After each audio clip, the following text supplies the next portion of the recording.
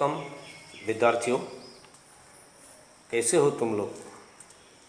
लगता है तुम लोग ज़रूर सही सलामत है, ज़रूर सकुशल है। आज हम हमारे पाठ्य पुस्तक पल्लव भाग 3 के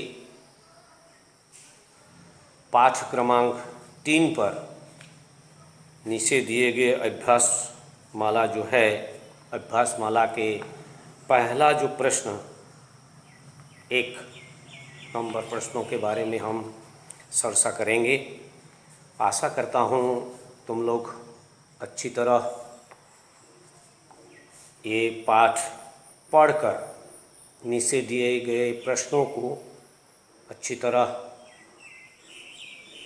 कोशिश करना, और मैं तुम लोगों को यहाँ इस पाठ की जो उत्तर है, इस पाठ के माध्यम से मैं तुम लोगों के लिए प्रस्तुत कर रहा हूँ। ये पहला प्रश्न है, ये मैरी क्यूरी का संक्षिप्त परिचय दो।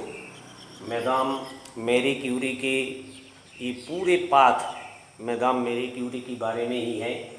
तो हम इस प्रश्नों के उत्तर में हम मैरी क्यूरी का संक्षिप्त परिचय देना होगा, मतलब ज़्यादा नहीं, कम शब्दों द्वारा मैडम मैरी क्यूरी के बारे में तुम लोग लिखना होगा।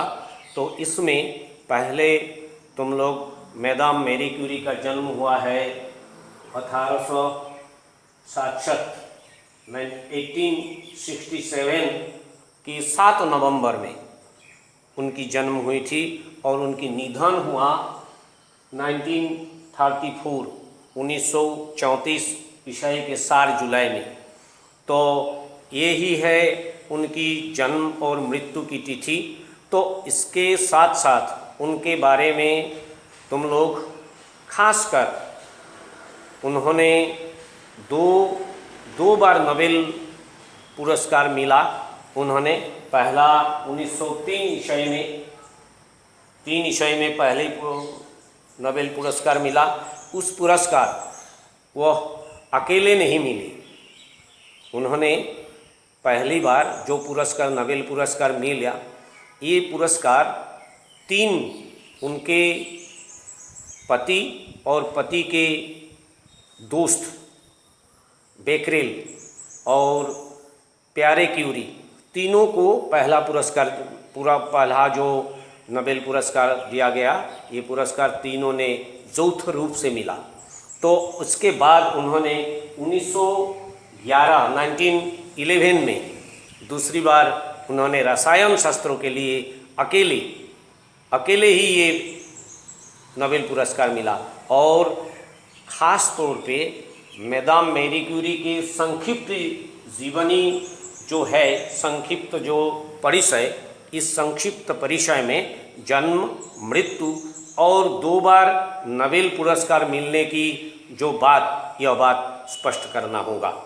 तो चलिए हम 2 नंबर जो प्रश्न है, 2 नंबर प्रश्न है मैडम क्यूरी को किस किस विषय में और कब कब नोबेल पुरस्कार मिले थे। तो पहला पुरस्कार उन्होंने पहली बार 1903 ईस्वी में भौतिक शास्त्रों के लिए उन्होंने पहली बार जो नोबेल पुरस्कार मिला, ये भौतिक शास्त्रों के लिए मिला है। और 1903 में यह पुरस्कार 3 लोग एक साथ मिला। ये प्यारे क्यूरी और बेकरेल, उनके अपने पति की दोस्त प्रोफेसर बेकरेल के साथ मिला। और दूसरा जो है शास्त्रों में, भौतिक शास्त्रों में, और 1911 ईस्वी में, मतलब 1911 में रसायन शास्त्रों के लिए 1911 में उन्होंने दूसरी बार नोबेल पुरस्कार मिला है। तो चले हम 3 नंबर प्रश्नों जो है एक नंबर प्रश्नों के 3 भाग जो है मैडम क्यूरी ने किन चीज़ों को खोज की। मैडम मैरी क्यूरी की विचारशील खोज की কি আবিষ্কার কৰিব খুজিছিল, क्या उनकी खोज की, मैदाम क्यूरी ने किन चीज़ों की खोज की। मैदाम मेरी क्यूरी रेडियोधर्मिता और इसकी तत्वों की खोज, मैदाम मेरी क्यूरी ने रेडियोधर्मिता और उसकी तत्वों की खोज की थी। ये पहला भाग। दूसरा, शोध कार्य के समय उन्हें कौन कौन सी परेशानियां उठानी पड़ी। सारे बहुत परेशानियां थी उनकी शोध कार्य के समय। फिर भी हम शोध कार्य के समय मूलतः प्रयोगशाला और कच्चे खनिज, ये रेडियोधर्मी जो चीज की खोज की थी, इसके लिए जो खनिज पदार्थ हैं, ये खनिज पदार्थ की अभाव के परेशानियां थी। तो मैदाम मेरी क्यूरी की ये 2 नंबर प्रश्नों के रेडियोधर्मिता और उसकी तत्वों की खोज की थी।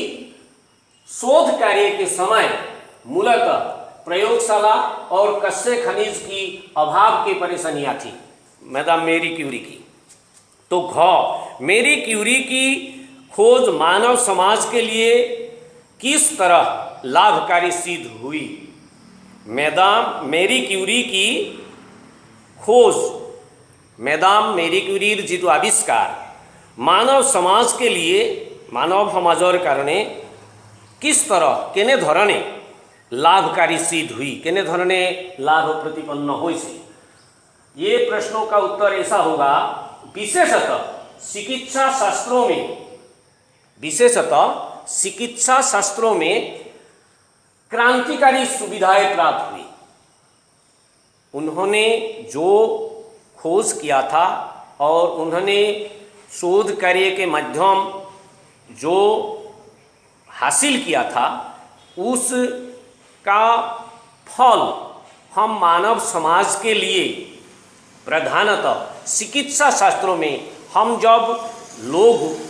जब बीमार पड़ते हैं, जब हम डॉक्टरों के पास जाना पड़ता है और तब डॉक्टर कुछ न कुछ परीक्षा करती है हमारे शरीर पर, और ये हमारे शरीर पर जो परीक्षा है, इस परीक्षा के क्षेत्र में मैदाम मेरी क्यूरी की खोज बहुत फल लाभदायक हुआ है।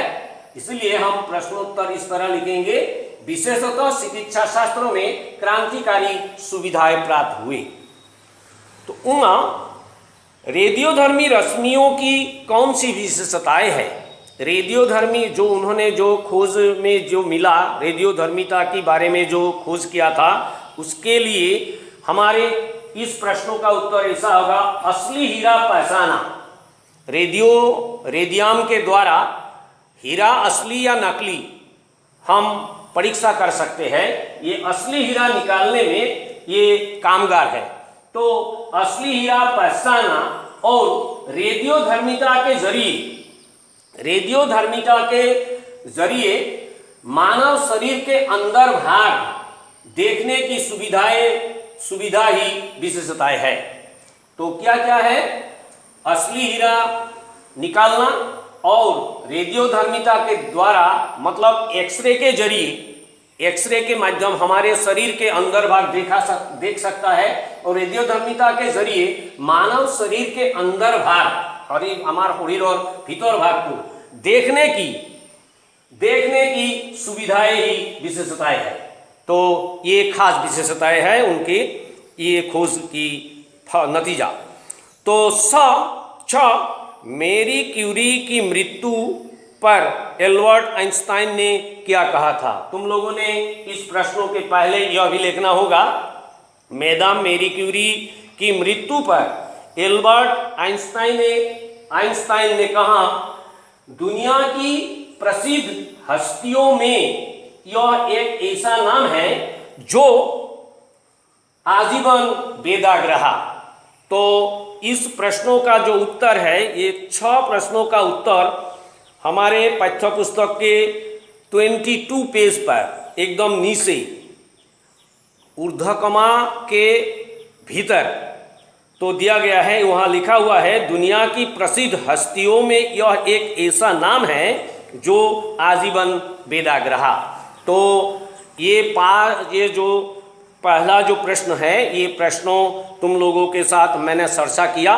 तुम लोग भी कोशिश करना और लिखकर हमारे व्हाट्सएप ग्रुप में दिखाना, और कोई परेशानियां होंगी तो मैं ज़रूर इसका हल निकालने के लिए कोशिश करूंगा। तो ठीक है, आज के लिए इतना ही। धन्यवाद।